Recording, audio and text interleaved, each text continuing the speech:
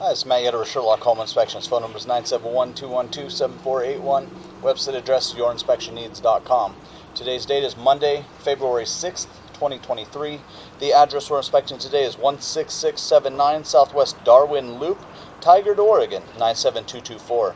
We are about to perform a video inspection of the property's main sewer line through the backyard exterior cleanout. The equipment being used today is the Rigid Sea Snake. This is one of the best sewer cameras on the market today. Before we begin this video inspection, it should be noted that some age sewer pipes made of clay, concrete, cast iron, asbestos, and Orangeburg may be in good working order and may never have had a clogged or sewer backup before. However, due to real estate transactions, attorneys, and lawsuits, Sherlock Home Inspection must recommend the following to meet the current codes.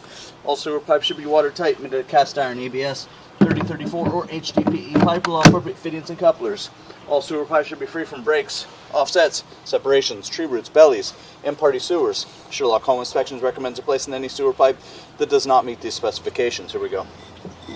So we are in the backyard. We are in 3-inch ABS plastic.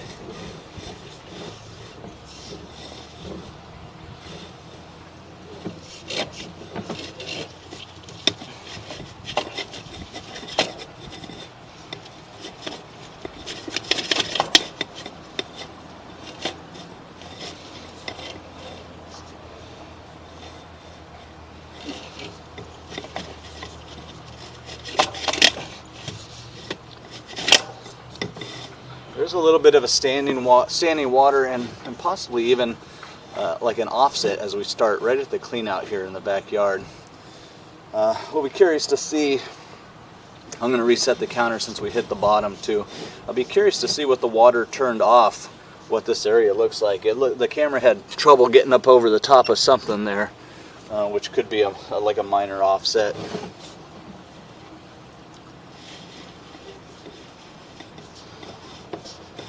So we'll look at that area again on the way back.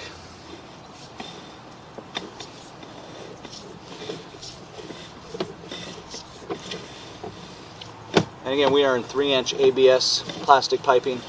We are running some water from the basement bathroom sink to ensure that our pipe is watertight and is going to remain watertight throughout this inspection. And it does look like the direction of the sewer pipe runs to the street behind the house.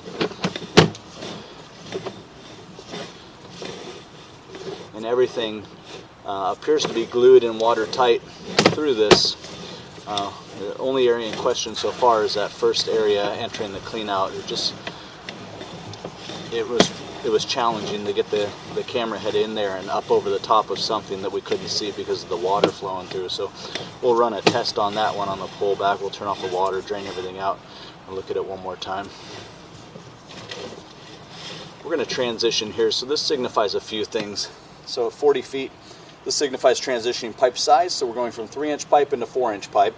Signifies transitioning pipe materials, we're going from ABS plastic into 3034 plastic, and then lastly we're transitioning into a branch off the city lateral piping. And even though we enter into city lateral piping here, technically all of this would be buyer-owner responsibility throughout the entire length, start to finish.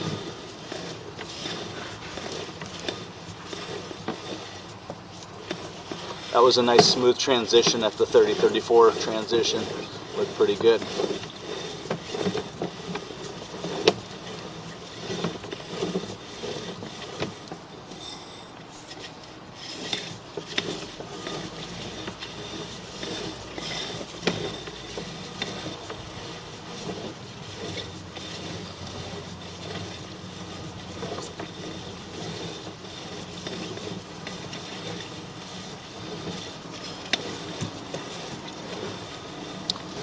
And then we're going to reach the lateral there, so we'll call it 90 feet. So 40 feet to the transition and 90 feet to the lateral. This typically would be the end officially of buyer-owner responsibility, about 90 feet away from the house.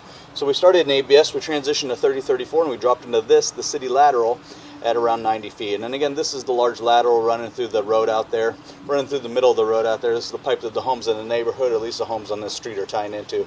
And again, this is the end officially of buyer-owner responsibility. I'm going to turn off the water, wait a few minutes, drain everything out, turn off the microphone also, and then I'm going to look at that area right at the clean out here one more time to see if I can tell kind of why the camera head had so much trouble making that turn and getting up over the top of something. So I'm going to turn off the water and the microphone. I'm going to pause the video for a second and then we'll get going here in a little bit. Okay, for the most part the water has drained out of there. There will be some residual stuff making its way through. I'm going to go ahead and start pulling back now.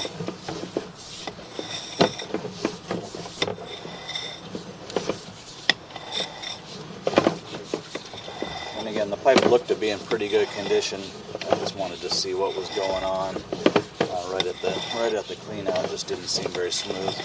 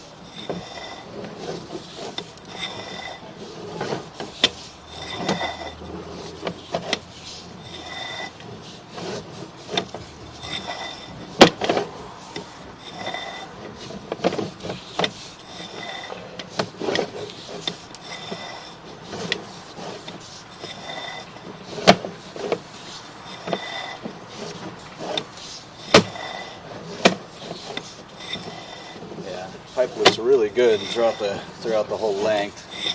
And here we are coming up on that one area in question that I wanted to take a peek at. Let's see if we can see what's going on.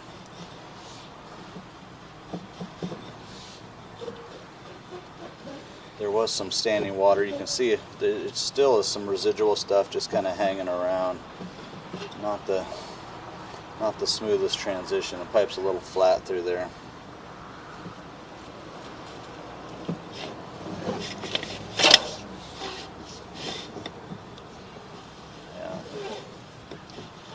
Well, camera head doesn't go underwater or anything like that as we pull out.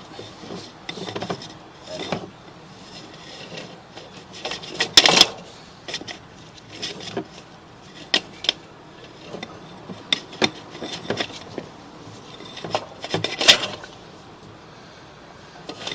so it's just, I don't even see what caused it, what gave it some troubles getting through. It looks to be pretty smooth, but there's just an area, there's just a couple of feet where it's just a little bit flat as it turns and starts to make its way downhill, and after this then it goes flying on through. Pretty minor at this point. You could pass the video and the report on to the builder just to see what he thinks about that. But at this point it doesn't appear to be causing any problems, and it's probably something just to keep an eye on. So we'd recommend, if the builder doesn't determine that a repair needs to be made here because of some marginal pitch, then of course we'd want to have a sewer scope performed every 2 to 3 years, keeping an eye on that.